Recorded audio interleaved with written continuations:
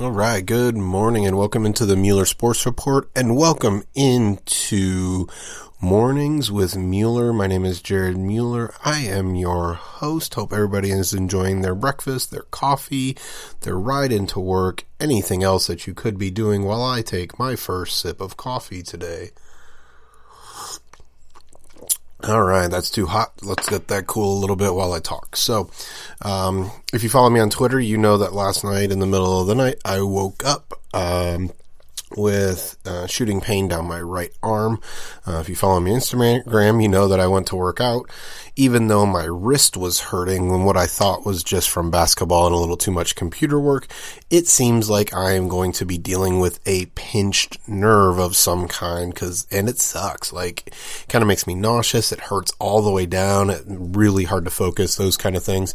And it woke me up at night. It's not like I rolled over on it or something. All of a sudden, I just woke up and just a crap ton of pain. And so I was able to go back to sleep after icing basically my whole arm. I had an ice pack wrapped around the top of my shoulder, one around my elbow and one around my wrist that just kind of cooled the whole arm to the point that I could go back to sleep after icing it for a while. So that helped.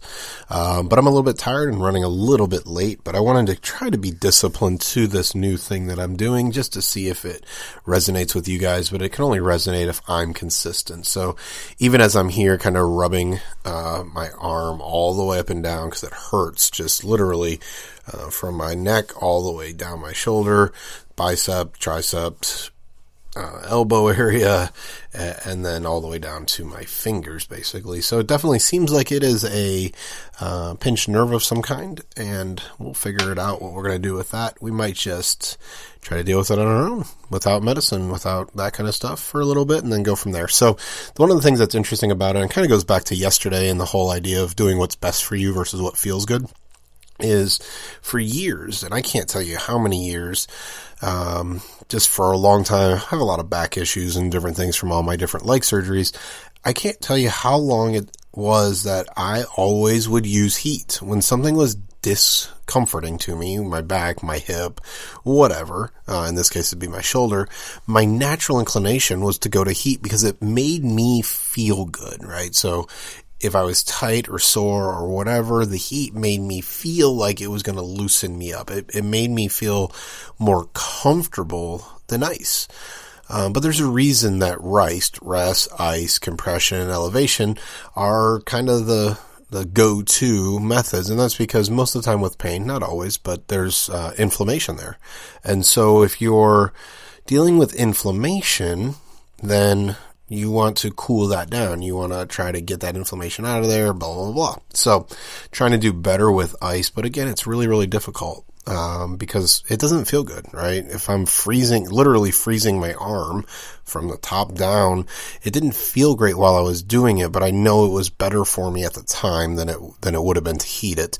And so I had to fight that idea of what would have made me feel good and what was good for me to actually feel good. So kind of carrying over from yesterday a little bit. And I think the other part that's interesting about dealing with pain and dealing with struggles is, rest is a really important part of that process, but I think there's also a part of active recovery, things like stretching, things like just movement in general, that I think too many times, many of us, especially me, kind of do the I'll start moving again when I feel good thing, instead of I'm going to rest this amount of time, then I'll stretch a little, or I'll move a little, then I'll rest a little, a very planned, purposeful use of both active and passive recovery. And I would say rest is more of a passive recovery, which is fine, something that's needed, but I don't do a great job of always being active in my recovery.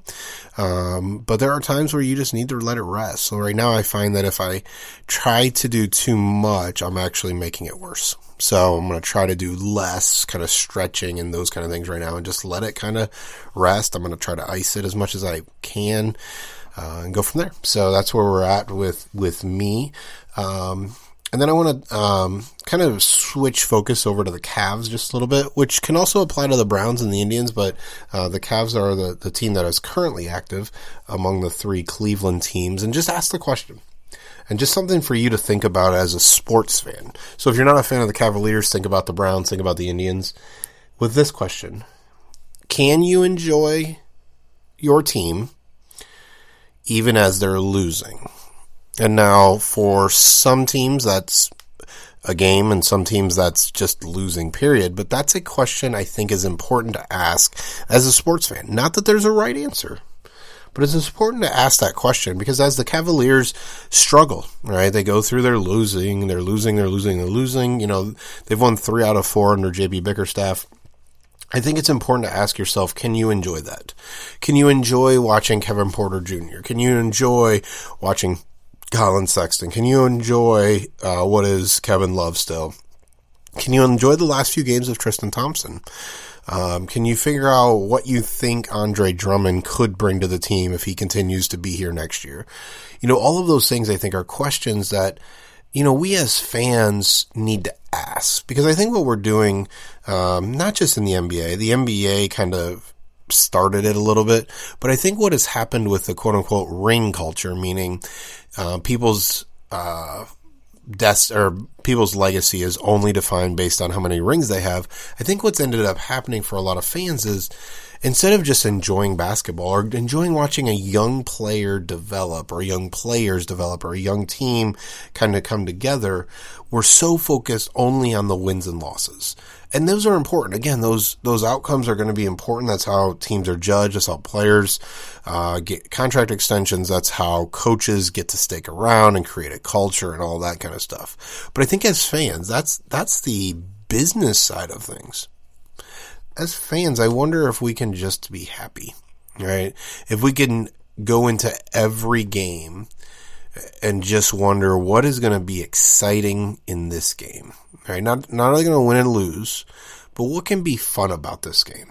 Now, it's not an apt comparison because it's obviously significantly a serious situation, but it still can apply. And that's there's an author, his name is Viktor Frankl. It's Frankl, I believe, if I remember that right. There might be a Y in there and I got that wrong, but Viktor Frankl wrote a book called Man's Search for Meaning. They changed the title at some point in time to something else, but I still like Man's Search for Meaning. And it's actually about his time inside the concentration camps. And so as a member of the Jewish population, he was put in the concentration camps, and what he said was, they can take my freedom, but they can't take my happiness. They can't take my joy. And so what he did every day is he looked for ways to find positivity.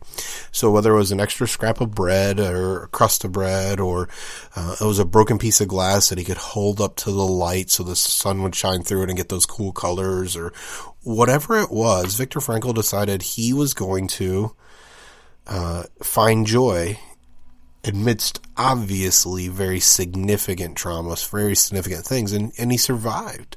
And I think one of the reasons he survived is obviously his mental status and mental focus was on finding the good in what could only be described as one of the worst situations in human history. His whole entire goal was to find the good every day, every moment, every whatever.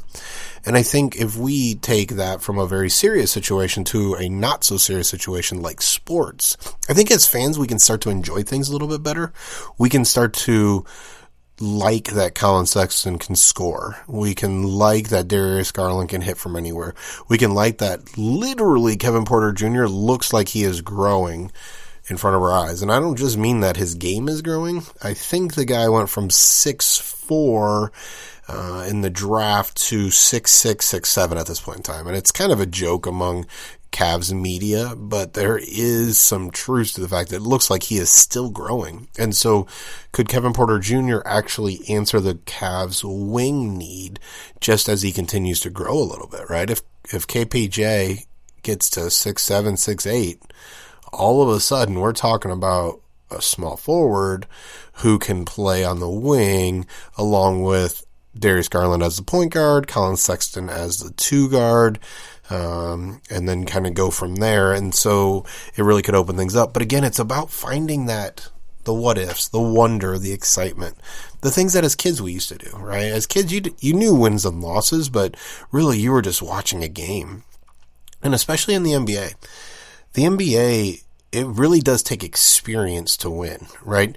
You need talent, obviously, but even if you look at the New Orleans Pelicans, who have Zion Williamson, obviously he's this huge freak of an athlete and all the great things that he's doing. And isn't it sad the Cavs, didn't get him? Yeah, it is. Whatever. It'd be nice to have him. But if you look at their roster, their roster is full of basically ex-Lakers, but some other people like Drew Holiday, but then you add the Lonzo Ball and the Josh Hart and the Brandon Ingrams and some of those guys, and JJ Redick, right? You're talking about a roster full of players who are on their second or third contracts or about to be on their second contracts, who are fighting for the 8th playoff spot alongside Zion Williamson.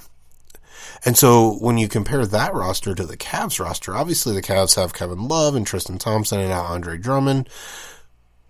And then what? Jetty is on his second contract, but he's not at the level of a Brandon Ingram. They don't have a Zion Williamson right now. There's just a youth factor to the Cavs that isn't there even for a team that is fighting for the 8th playoff spot. And so I think it's, again, about having proper perspective. Whether, again, it was the Browns, the Cavs, the Indians, the Ohio State Buckeyes, WWE, NXT, whatever the things are that you like, it's having proper perspective of how those things fit into everything. And so, as a fan, I just want to encourage you to find the positives, find the things to enjoy, and then hope the wins come. Right now, for each team, can there be frustration? Absolutely. But at least specifically when you're watching the games, look for fine things. Look for fun things. Look for things that you enjoy. That is a way to get through things. You can get mad at the end of the game that they lost, or you can get mad at the off season when they haven't made the play. Whatever it is. But while you're watching games, or even while you're in the off season for the Browns, the Indians are obviously in spring training, look for what can be. Look for the hope. Because in the end, if you're looking for the hope, the success or failure is going to come. But if you're looking for the hope, if the failure comes, you at least enjoyed the ride. Instead of getting there and wishing something different had happened, and it's negative both in the experience as well as in the outcome, right? So if the outcome is guaranteed, if the outcome is out of my control, I can control trying to enjoy the process. And I just want to encourage you with that. Try to enjoy the process. And as we finish up with Mueller in the morning here on the Mueller Sports Report, I do want to touch base on the Nashville tornadoes. It looks like there's at least 2 major tornadoes that touched down last night. Currently 6 confirmed dead, with sunrise starting to happen, which could lead to that number going up. As someone who has went down to support 5 or 6 different disaster relief, so Henryville tornado, the Dayton Memorial Day tornadoes, Oklahoma City, Sandy, and I'm missing 1 or 2 others. I just want to encourage you, if you're able to, go, and go now. It's an interesting place afterwards, where some of the support people, and again, they're doing what they need to do, but like the Red Crosses and the FEMAs and some of those people can't do some of the things that just you and I can do. They're not allowed to, I'll just tell you what, Lester Holt interviewed me at one point in time down in the Henryville area. It's because we went down, and I would just gather. I just tell people, get on Facebook, hey, I'm doing this, let's go, who's available? And the sooner the better. And what we would do is just help people find their stuff, right? Whether it was pictures or documents or whatever it was, helping people find the things that mattered to them, not their TV and not, those kind of things, but really the things that mattered. There was a church that we broke through the roof of the church that had fallen down, and were able to pull back out a registry that they had been keeping forever, basically, at this church. And, some different things about communion and membership. And, I remember the one with the Lester Holt was the guy's, the axle for his trailer was wrapped around a tree about 20 feet in the air. The roof was over here, and we were breaking the roof so that we could get under and try to find some of his, I think we found his birth certificate and a couple family photos, right, before the water damage and everything else kind of ruined them. And so I just want to encourage you, if you're available, again, if you're going to give money to Red Cross or whoever, great, do that. But if you're available, or if you know people that are available that physically can, go. I'll tell you, food is everywhere normally at these disasters. So they normally take care of every volunteer, trying to help make sure they can eat and community members can eat, those kind of things. We often brought things like water bottles of water. One thing that's normally not talked about is things like dog food, collars, tie-ups, those kind of things for dogs, because they, used to have a fenced in area and now they don't. And so, and then the house is destroyed, and the humans can be taken care of from a food perspective, but not always the animals, those kind of things. But just go and help. Be ready to work, to get muddy, to get dirty, whatever it is. But, it's a way that you can help. It's a way that you can just step right in and say, it's not even really about finding someone who's in charge. It's about going to a community and where you see people just walking up and saying, how can I help? And for some people, they just want to talk. Some people want prayer. Some people want physical help. And literally, you walk around and you help. And then what you'll find is people will come get you. They'll be like, hey, you or your group, we heard you were helping. Can you come help us? So that's my word today, is I want to encourage you guys, if you can, go. If you know people who can, send them. Let them know that there is a way that they can be helpful. Now, it's Tuesday, so the weekend's a little bit farther away, but there's probably a way you can be helpful this weekend. Obviously, you want to, quote unquote, follow the rules and not get in trouble, but I'll be honest with you, sometimes the rules got in the way of what the people needed. And so I'm not advertising or advocating for you to break the law, but I will tell you that sometimes some of the rules got in the way, and it was about finding a way around the rules so that I could help Joe Schmo and Jane Schmo and whoever else needed help. And so, if you get a group of 3 or 4, or if you just have one, or there have been times we had a group of 8 to 10, just go. Send yourself, send people, empower people to go. Because the people of Nashville, individuals, can use your help. If you're a praying person, I encourage you to do that as well. And so I hope everybody is safe that can be safe. I hope everybody finds peace. And thank you for stopping by Mueller in the Morning here on the Mueller Sports Report. I am your host, Jared Mueller. You can get a hold of me on Twitter at Jared K. Mueller. That's JaredKMueller. Thank you and have a great day.